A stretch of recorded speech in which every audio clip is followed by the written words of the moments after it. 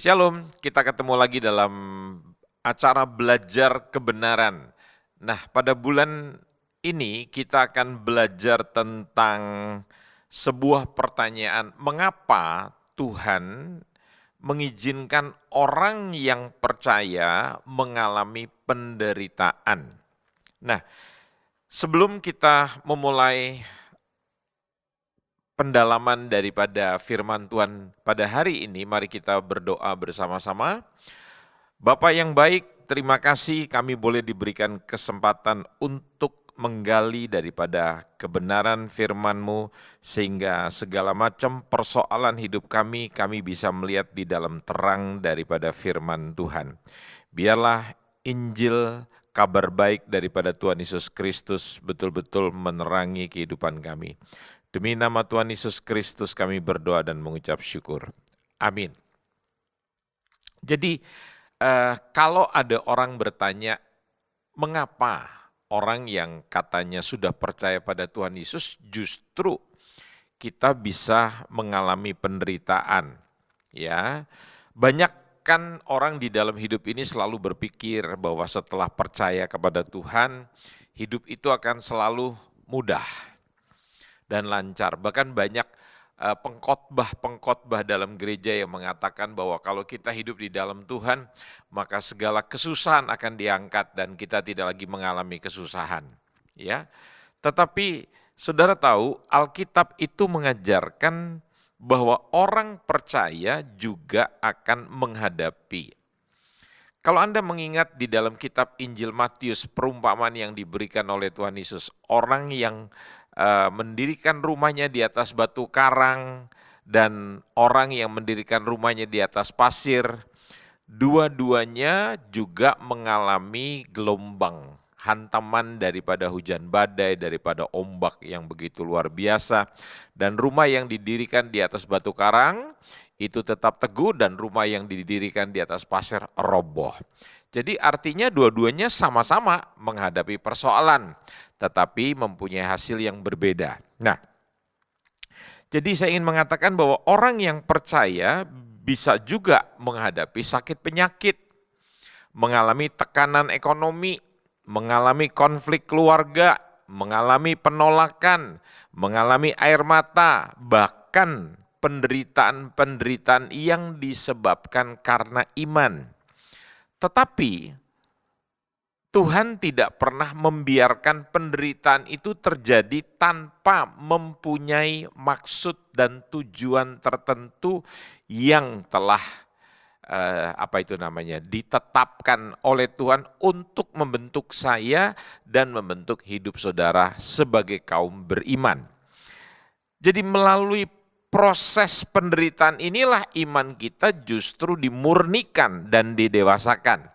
Mari kita akan melihat beberapa bacaan Alkitab kita pada hari ini yang menjadi dasar daripada penelitian kita tentang pertanyaan tadi, mengapa orang yang beriman itu diizinkan untuk mengalami berbagai macam penderitaan atau persoalan.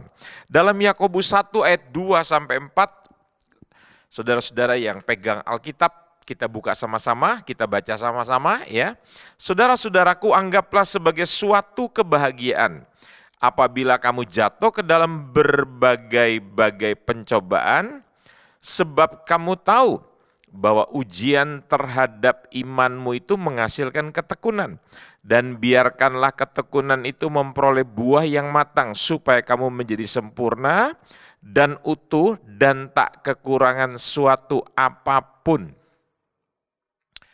Di dalam kitab Roma 8 ayat 28 kita buka, mari kita baca. Kita tahu sekarang bahwa Allah turut bekerja dalam segala sesuatu untuk mendatangkan kebaikan bagi mereka yang mengasihi Dia.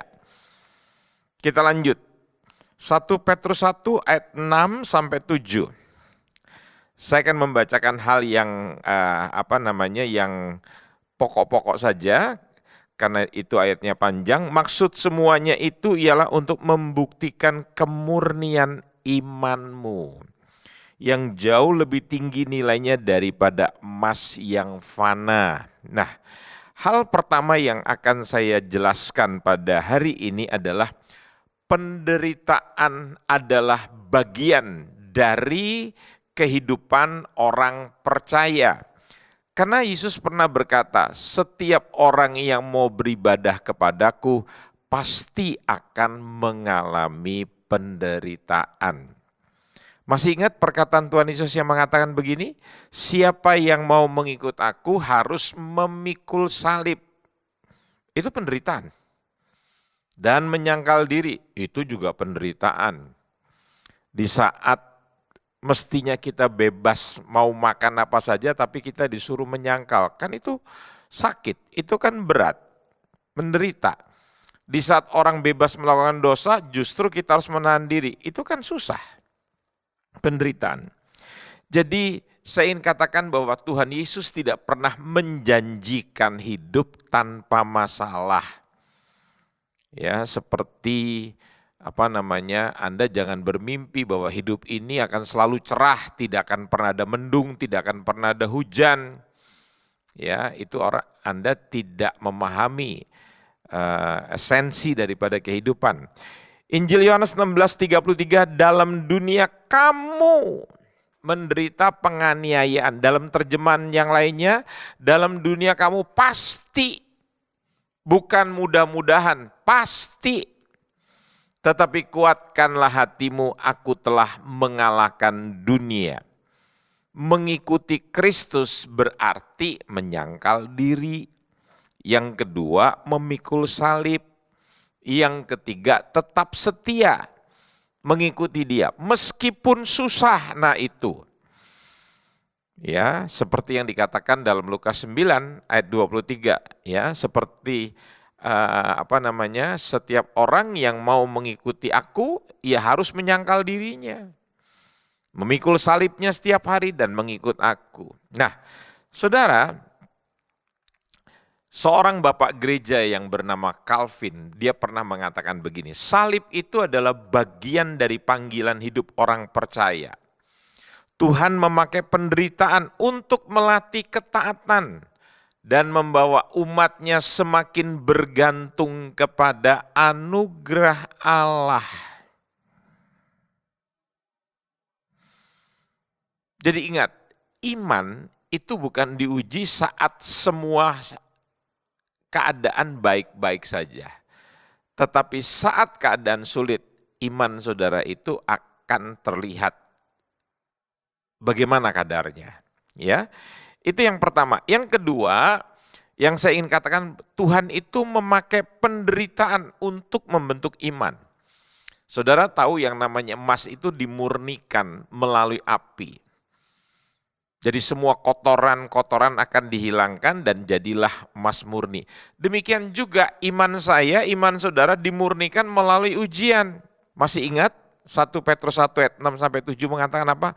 Bergembiralah akan hal itu, sekalipun sekarang ini kamu seketika harus berduka cita oleh berbagai-bagai pencobaan. Perhatikan ayat 7, maksud semuanya itu kita mengalami berbagai-bagai pencobaan itu ialah untuk membuktikan kemurnian imanmu yang jauh lebih tinggi nilainya daripada emas yang fana, yang diuji kemurniannya dengan api sehingga kamu memperoleh puji-pujian dan kemuliaan dan kehormatan pada hari Yesus Kristus menyatakan dirinya.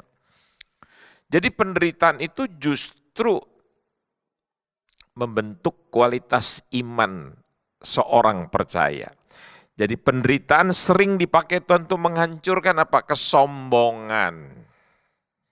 Penderitaan sering dipakai Tuhan untuk melatih ketekunan. Bahasa lainnya itu ketabahan, bahasa lainnya itu adalah kesabaran. Jadi kalau orang mau belajar sabar, tidak ada cara lain, bukan berdoa. Begitu berdoa instan, Tuhan berikan aku sabar, otomatis jadi sabar. Kesabaran itu merupakan hasil daripada penderitaan. Penderitaan sering dipakai Tuhan untuk mendewasakan kerohanian seseorang. Jadi orang tidak bisa dewasa hanya karena usianya bertambah. Terus ada orang mengatakan saya jadi dewasa, sekarang saya punya bulu dada. Monyet juga lebih banyak bulu dadanya, saudara. Ya, jadi itu bukan tanda kedewasaan. Kedewasaan itu adalah sebuah proses lewat penderitaan. Penderitaan sering dipakai Tuhan untuk membuat kita lebih bergantung kepada Tuhan. Banyak kali kan kita punya berhala-berhala yang kita sandarkan dalam hidup ini. Ya, kedudukan kita, jabatan kita, uang kita, aset kita, popularitas kita, dan itu semua kita jadikan sandaran.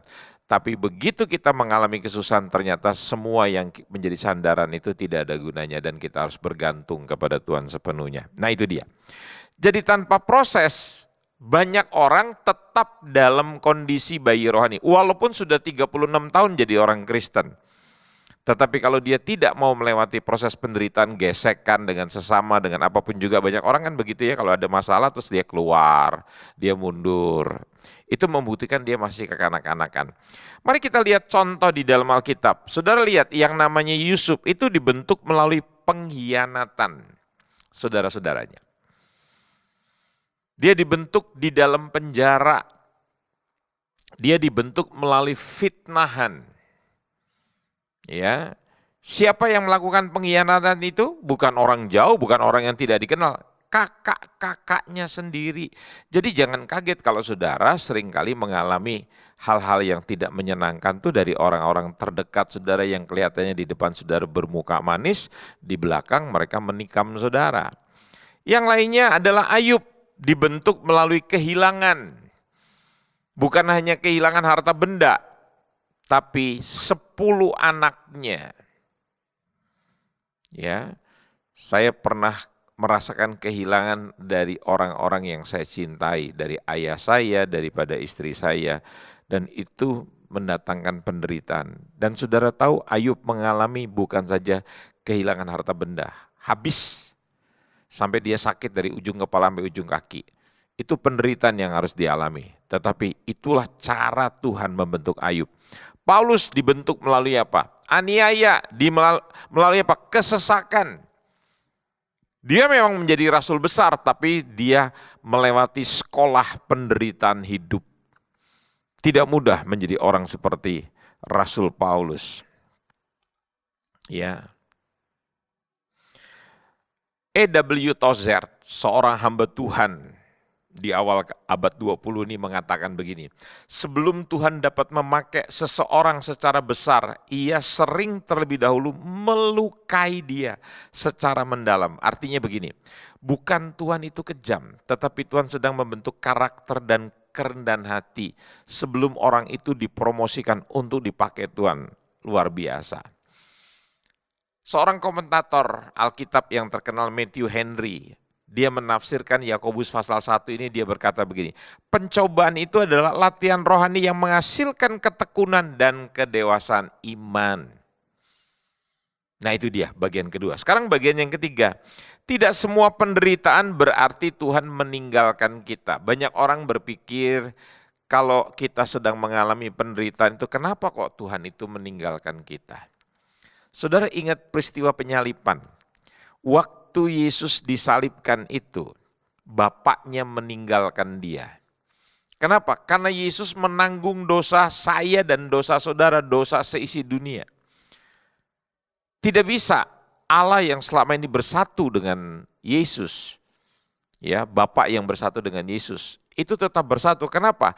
Karena Bapa begitu jijik melihat Yesus yang dalam keadaan kotor. Itulah dosa yang ditanggung oleh Yesus. Mestinya kita yang menanggung, mestinya kita yang harus mati, mestinya kita yang harus dihukum. Tetapi hukuman itu ditanggungkan di dalam diri Yesus.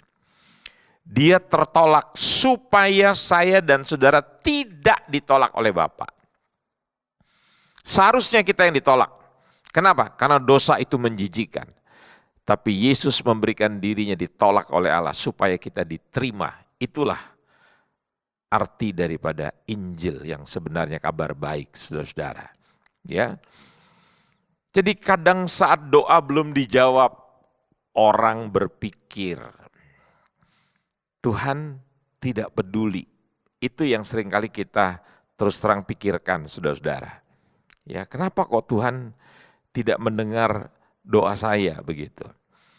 Saudara tahu dalam Roma 8:28 tadi yang sudah kita baca, Tuhan itu tetap bekerja saat kita tidak mengerti rencananya.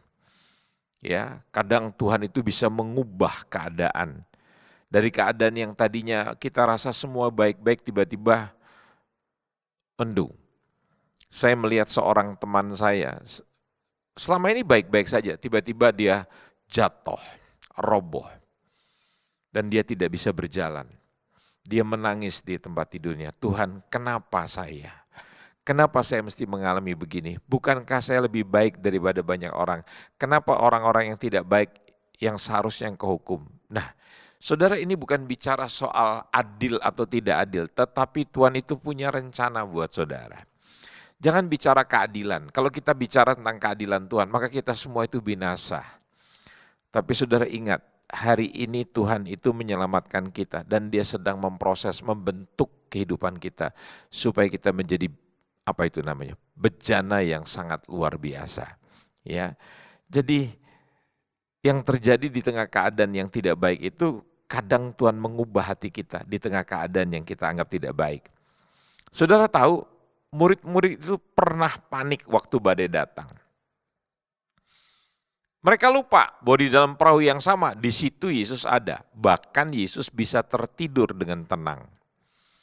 Anda bisa melihat cerita ini di dalam Injil Markus pasal yang keempat, ayat yang ke-35 sampai dengan ayat yang ke-41. Kalau di dalam perahu hidup saudara ada Tuhan Yesus, ingatkan diri saudara. Ada banyak pendoa selalu mengingatkan Tuhan, seolah-olah Tuhan itu pelupa. Seolah-olah kualitas Tuhan itu seperti saudara dan saya.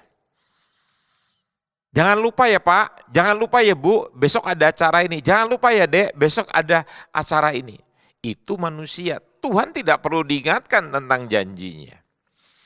Kalau saja murid-murid percaya bersandar sepenuhnya kepada Yesus di dalam perahu yang sedang dihantam badai itu, mereka akan tenang-tenang saja. Jadi tugas saudara bukan mengingatkan Tuhan, ingatkan diri saudara bahwa di dalam perahu hidup saudara ada Tuhan Yesus. Dia tidak akan pernah membiarkan saudara hancur dalam proses yang sedang Dia izinkan. Nah, seorang hamba Tuhan, saudara-saudara, yang dalam hidupnya dia mengalami masalah yang tidak ringan.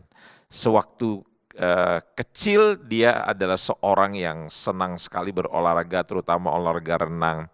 Tiba-tiba pada waktu dia berenang dia jatuh. Dan seumur hidup dia menjadi wanita yang bertumbuh dengan cacat ganda. Dia tidak bisa berfungsi, dia harus menulis, dia harus melakukan segala satu itu dengan menggunakan mulut dan kakinya.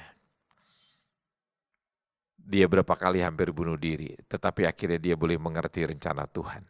Dari kehidupannya, dia menulis buku, dia menginspirasi banyak orang bahwa Tuhan tidak pernah salah di dalam membentuk seseorang. Namanya Joni Eareckson Tada. Ya, yang lumpuh sejak muda, dia berkata begini, kadang Tuhan mengizinkan apa yang Ia benci untuk menghasilkan apa yang Ia kasih. Jadi Tuhan bisa memakai penderitaan untuk menghasilkan iman, bisa menghasilkan kerendahan hati, dan bisa menghasilkan pengharapan. Seorang teolog yang bernama R.C. Sproul pernah berkata begini, kedaulatan Allah tetap bekerja, bahkan ketika hidup terasa kacau. Tidak ada penderitaan orang percaya yang berada di luar kendalinya Tuhan.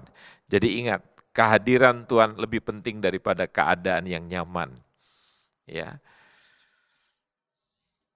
Justru murid-muridnya merasakan kehadiran Tuhan itu bukan di dalam suasana yang damai. Mereka nggak sadar ada Yesus yang bersama dengan mereka. Tapi di saat badai itu datang, mereka berteriak, Guru! Disitulah mereka merasakan kehadiran Tuhan. Jadi seringkali saya mengatakan kehadiran Tuhan itu lebih penting daripada keadaan yang nyaman. Justru di tengah keadaan yang tidak menyenangkan, di situ kita bisa merasakan kehadirannya Tuhan.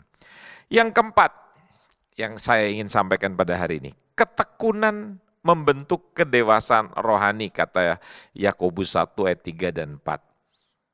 Saya coba akan deskripsikan, akan saya rincikan. ujian iman itu menghasilkan katanya ketekunan atau ketabahan atau kesabaran. Dari ketekunan, dari kesabaran itu menghasilkan kekuatan. Dari kekuatan itu menghasilkan kedewasaan, dari kedewasaan itu menghasilkan karakter. Jadi kalau saya simpulkan ujian iman itu justru menghasilkan ketekunan, kekuatan, kedewasaan, karakter. Jadi orang yang tidak pernah diproses biasanya mudah kecewa. Seperti tadi yang saya bilang, kurang benar apa saya Tuhan? Kenapa ada orang yang lebih jahat dari saya? Mereka tidak kena penyakit, sedangkan saya orang yang baik-baik, kenapa kena penyakit? Nah itu dia.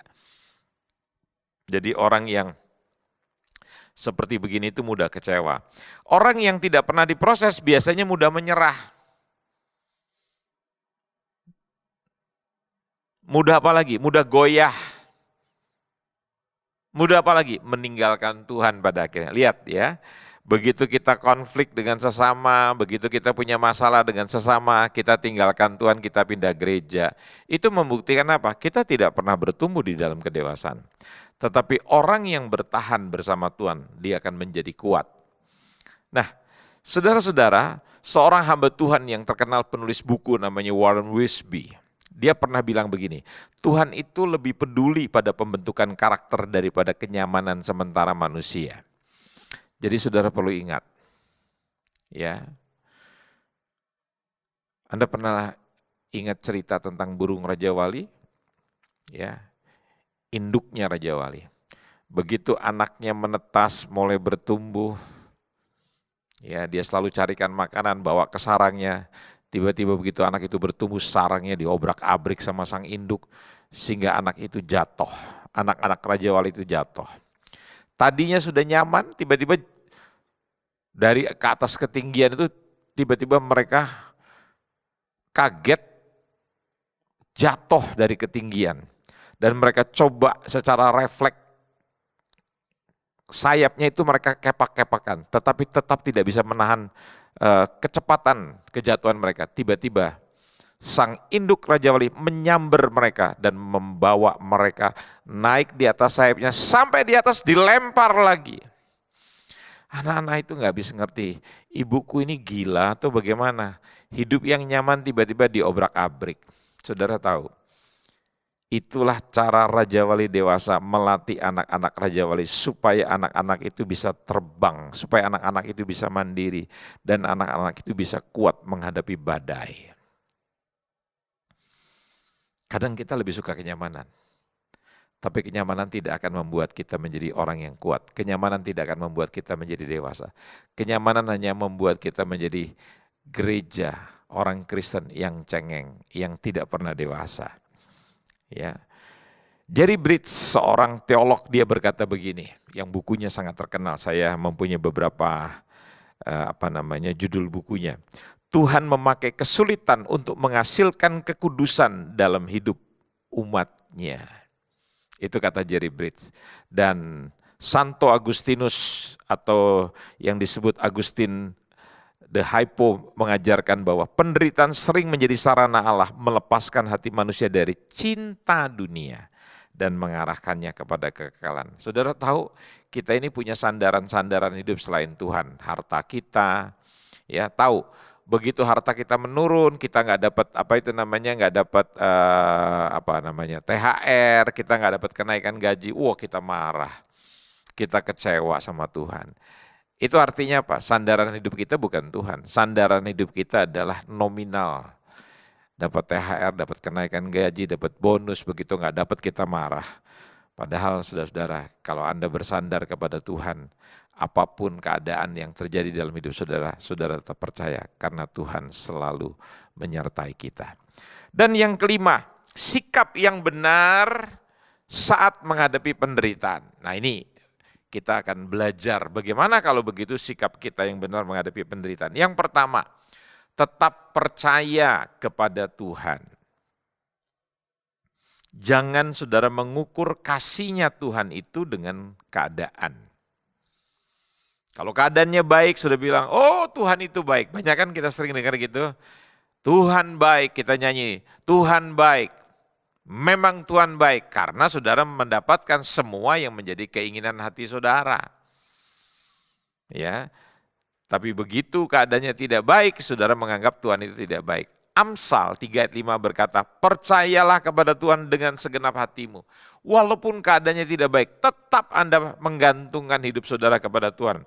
Seorang hamba Tuhan di Eropa yang namanya Ibu Corrie ten Boom, dia pernah berkata begini, jangan pernah takut mempercayakan masa depan yang tidak diketahui kepada Allah yang kamu kenal. Ya, jangan sampai saudara cuma bisa nyanyi, ku tahu siapa yang pimpin hari depan hidupku, semuanya oleh Tuhan telah diatur sempurna. Tapi dalam kenyataannya kita seringkali murung, kita seringkali kecewa, kita seringkali depresi, kita marah sama Tuhan, kenapa kok hidupku seperti begini? Percayalah kepada Tuhan, bahwa Tuhan tidak akan pernah melepaskan tangannya daripada tangan saudara. Kita tidak kuat menggenggam tangan Tuhan, tapi Tuhan yang akan pegang kita. Yang kedua dari bagian ini bagaimana sikap kita, tetap berdoa. Jangan menjauh dari Tuhan saat terluka. Nah banyak orang begitu dia hatinya terluka, begitu dia kecewa, dia tinggalkan Tuhan. Nah ini salah. Ya coba nanti pelajari Filipi 4 ayat 6 dan 7. Saya ulangi, Filipi 4 ayat 6 dan 7. Ya, seperti Martin Luther, Bapak gereja itu berkata begini, doa itu bukan mengubah Allah, tetapi mengubah orang yang berdoa. Kan banyak kali pendoa-pendoa begitu. Kami ingatkan Tuhan, Tuhan akan janjimu Tuhan. Seolah-olah Tuhan itu yang harus merubah keputusannya. Tuhan itu berdaulat. Waktu kita berdoa, kita menyelaraskan hati dan pikiran kita kepada kehendak Tuhan. Bukan kita suruh Tuhan mengikuti kata hati kita, pikiran kita. Kan Yesus mengajar, kalau boleh cawan ini lalu, tapi bukan kehendakku yang jadi, bukan kehendakku yang jadi, tapi kehendakmu Bapa yang jadi. Nah itu yang harus saudara pikirkan. Yang ketiga dari bagian yang kelima ini, bagaimana sikap kita tetap hidup di dalam firman Tuhan. Kenapa? Firman Tuhan itu memberikan kekuatan, memberikan pengharapan. Saya pernah ingat sebuah lagu lama yang berkata gini, bila ku pandang isi dunia, bikin hatiku selalu gelisah. Bila ku ingat sabda Yesus, bikin hatiku selalu bersuka. Jadi waktu kita mendengar firman, kita rajin beribadah, kita rajin baca firman, itu justru memberikan kekuatan, memberikan apa itu? Pengharapan. Seperti Mazmur 119 ayat 105 mengatakan, firman-Mu itu adalah pelita bagi kakiku. Makanya orang yang tidak punya firman, orang yang tidak memegang firman, yang tidak menyimpan firman, dia jalan dalam kegelapan, makanya dia jatuh, dia nabrak sana, nabrak sini.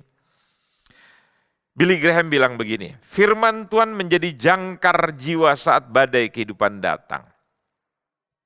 Saya ingat kapal yang terombang-ambing di tengah lautan. Dia kapten kapalnya nggak pernah takut karena dia ingat di dalam kapal itu ada jangkar yang besar yang sudah dilabuhkan di sebuah tempat. Jadi walaupun kapal itu goyang, tetapi kapal itu tidak akan terjadi apa-apa. Kalau saudara punya jangkar hidup saudara, ya, saudara labuhkan hidup saudara kepada Tuhan, maka hidup saudara akan tenang, apapun yang terjadi. Yang keempat, jangan pernah menghadapi masalah itu sendirian. Ada orang saya dengar waktu dia di pasar, dia nyanyi, di pasar, jam-jam pasar pagi hari rame. Sendiri. Kini aku sendiri lagi, kasihan ya. Di tengah pasar dia nyanyi sendirian. Makanya di dalam kitab Amsal itu Firman berkata gini, orang yang jiwanya sakit akan lebih suka menyendiri. Jadi semakin jiwanya sehat, dia akan punya komunitas. Komunitasnya juga sehat, bukan komunitas sesama orang sakit hati. Saya suka melihat ya, kalau orang sakit hati itu kumpulnya sama orang sakit hati. Itu yang dibicarakan apa? Bicara tentang orang yang dia rasa telah melukai atau merugikan mereka. Nah ini kumpulan-kumpulan orang sakit hati. Jadi kalau saudara berkumpul dengan orang yang seperti demikian, ya saudara akan jadi makin tenggelam. Ya, Galatia 6 ayat 2 berkata, bertolong-tolonganlah menanggung bebanmu. Itu sebabnya Tuhan memberikan gereja. Jadi kita dalam hidup harus mempunyai komunitas iman. Saya ingat kemarin pada waktu saya datang di sebuah bandara, waktu saya mendarat, saya lihat ada sekelompok anak muda, terus mereka saling menyapa, ada si anjing. Dia berkata pada temannya, tentang temannya, ada si anjing. Lantas temannya ini datang menyapa dia. Menyapa dia mengatakan, ada si anjing. Teman yang dikatakan ada si anjing, teman yang dikatakan anjing itu menyapa temannya mengatakan ada si anjing. Anjing, apa kabar?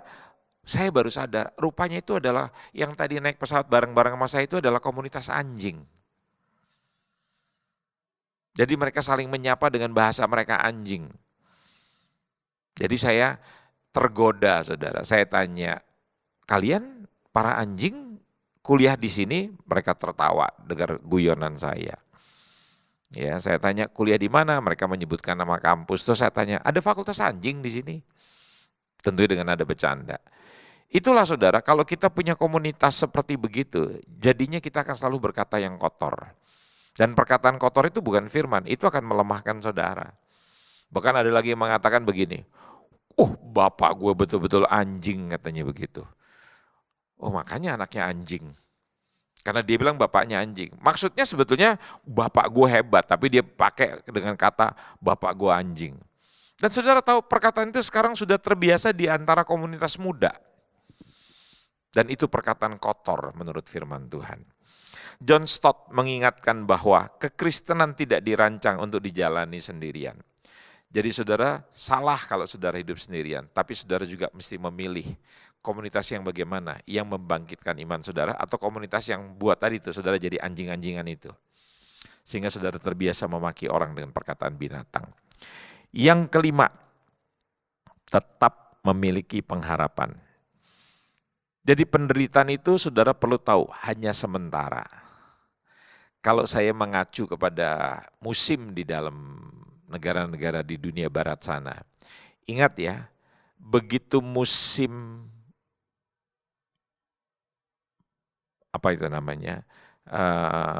panas terjadi, mesti ingat akan ada musim gugur. Begitu musim gugur, datang musim dingin. Tapi ingat, setelah musim dingin ada namanya musim semi. Yang tadinya sudah mulai rontok, pohon-pohon menjadi gundul, daun-daunnya hilang. Pada saat musim semi, pohon yang rontok itu mulai tumbuh kembali. Itu yang saya katakan, hidup boleh berputar, tetapi selalu ada waktu untuk bisa bertumbuh kembali. Artinya apa? Penderitaan itu sifatnya sementara. Ya, kemuliaan Tuhan itu kekal. 2 Korintus 4 ayat 17 berkata, penderitaan ringan yang sekarang ini mengerjakan bagi kami kemuliaan kekal. Jadi ingat, penderitaan itu sifatnya sementara dan ringan. Tapi itu mengerjakan sesuatu yang nilainya kekal. Nah, Jonathan Edwards mengajarkan begini, ketika orang percaya memandang kekekalan, penderitaan dunia itu menjadi kecil dibanding kemuliaan yang akan datang. Nah itu terjemahan atau penjelasan daripada 2 Korintus 4 ayat 17 menurut hamba Tuhan besar Jonathan Edwards. Dan sekarang yang keenam, ya, yang merupakan bagian terakhir. Ada satu lagi. Bahaya jika tidak memiliki ketahanan iman. Jadi tanpa akar rohani yang kuat, seseorang mudah kecewa kepada Tuhan, meninggalkan ibadah, hatinya jadi pahit, hidup dalam dosa, menyalahkan keadaan, sehingga akhirnya mereka kehilangan pengharapan. Saudara tahu, Yesus menggambarkan benih yang tidak berakar. Jadi ketika kesulitan datang, iman segera layu. Itu kata Matius 13, 20-21. Ya, coba Anda periksa. Saya akan menayangkan teks ini untuk Anda baca sendiri. Nah sekarang kita lihat John MacArthur, seorang hamba Tuhan. Dia mengatakan begini di dalam bukunya, iman yang hanya bertumbuh pada emosi tidak akan bertahan ketika penderitaan datang. Jadi kekristenan itu jangan larut dalam euforia. Gereja pada hari ini kan senang ya, mereka lompat-lompat, mereka teriak-teriak, mereka merasakan hadirat Tuhan yang luar biasa. Itu namanya larut dalam euforia. Lihat iman saudara nanti setelah saudara selesai acara gereja. Tatkala kesulitan datang, apakah saudara tetap berapi-api dengan Tuhan? Ya, dulu angkatan saya itu suka nyanyi begini, mati hidup buat Tuhan, mati hidup. Sekarang kenyataannya mati enggak, hidup enggak, sekarat. Kenapa? Karena kerohaniannya itu dibangun di atas dasar euforia dalam gereja. Kegembiraan karena musiknya yang mengandung bisa mengangkat emosi kita, meledak-ledak, drumnya keras semua. Jadi kita juga teriak-teriak. Esensi kekristenan itu bukan seperti begitu, saudara. Nanti di saat yang senyap, di saat tidak ada keramaian, di saat saudara sendirian, di saat badai datang, kira-kira saudara tetap bersemangat gak dengan Tuhan? Itu kan sama seperti orang yang bermimpi bahwa kalau menikah itu semua indah. Ada tiang muter, terus nyanyi, tumbar miri jahe. Ya, saling tersenyum, tertawa, teriak-teriakan, lari-lari. Kita ini bukan keturunan Teletubbies yang sebentar-bentar berpelukan, terus teriak-teriak, sayang. Yang ada juga teriakan yang mengerikan dalam rumah. Begitu. Nah, banyak orang berpikir rumah tangga itu semua yang indah-indah. Alkitab bilang orang berumah tangga itu adalah mencari kesusahan. Jadi saudara perlu ingat, dari melek mata sampai tutup mata itu akan ada banyak kesusahan di dalam berkeluarga. Sama orang juga beribadah kepada Kristus itu, hidup Tuhan dengan Tuhan itu bukan ibadah 1,5 jam lompat-lompat teriak-teriak. Ada hal yang lebih penting daripada itu pada waktu saudara menghadapi pencobaan, pada waktu saudara menghadapi gesekan, pada waktu saudara menghadapi celaan orang. Bagaimana iman saudara? Ya, pada saat doa saudara tidak dijawab, bagaimana keimanan saudara? Itu jauh lebih penting. Ya. Jadi ingat itu. Thomas Watson berkata, iman yang sejati seperti emas, makin dibakar, makin terlihat kemurniannya. Tapi kalau orang Kristen yang tidak punya akar yang teguh, makin dibakar, hilang. Kualitas kekristenan itu bukan saat KKR, bukan saat kebaktian ribuan orang, musik, yang hentak-hentak orang teriak-teriak, bukan. Kekristenan sejati itu akan kelihatan pada waktu kesusahan datang. Alkitab bilang penderitaan itu akan menguji kualitas iman saudara. Dan yang terakhir, saya bicara tentang buah dari ketahanan iman. Orang yang bertahan bersama Tuhan akan menghasilkan, perhatikan. Ya, hanya orang yang bertahan bersama Tuhan akan menghasilkan apa? Karakter yang matang, iman yang kokoh, akan menghasilkan kesaksian hidup yang luar biasa, yang tidak kacang-kacangan abal-abal kekristenan yang cuman melesat, tut seperti kentut, baunya kemana-mana, nggak lama hilang. Kekristenan tuh nggak bisa begitu, justru semakin bertambah hari, imannya itu akan semakin teruji, ya, akan memiliki pengharapan, punya kedewasaan rohani, dan dia punya kemampuan untuk menguatkan orang lain. Paulus bilang dalam Roma pasal berapa tuh? 5 ayat 3-4. Kesengsaraan menimbulkan ketekunan, ketabahan, kesabaran. Ketekunan menimbulkan tahan uji. Makanya seorang hamba Tuhan yang suaminya dibunuh namanya Ibu Elizabeth Elliot berkata, penderitaan tidak pernah sia-sia bila diserahkan ke tangan Tuhan. Seorang teolog Belanda, Herman Bavinck, mengajarkan, Allah sering memakai penderitaan untuk menyucikan umatnya dan membentuk mereka semakin serupa dengan Kristus. Dan seorang hamba Tuhan yang terkenal, pengajar yang hebat di Amerika, John Piper, pernah berkata begini, penderitaan orang percaya tidak pernah tanpa makna, sebab Allah sedang bekerja untuk kemuliaannya dan kebaikan anak-anaknya. Nah, saya mau tutup pada saat ini, saudara-saudara, dengan saya memberikan konklusi atau kesimpulan. Penderitaan bukan selalu tanda Tuhan sedang meninggalkan kita. No. Tetapi seringkali penderitaan itu adalah cara Tuhan, alat Tuhan untuk membentuk karakter saya dan saudara. untuk memurnikan iman saya dan saudara, untuk mendewasakan kerohanian saya dan saudara, dan membawa kita semakin dekat bergantung hanya kepada Tuhan.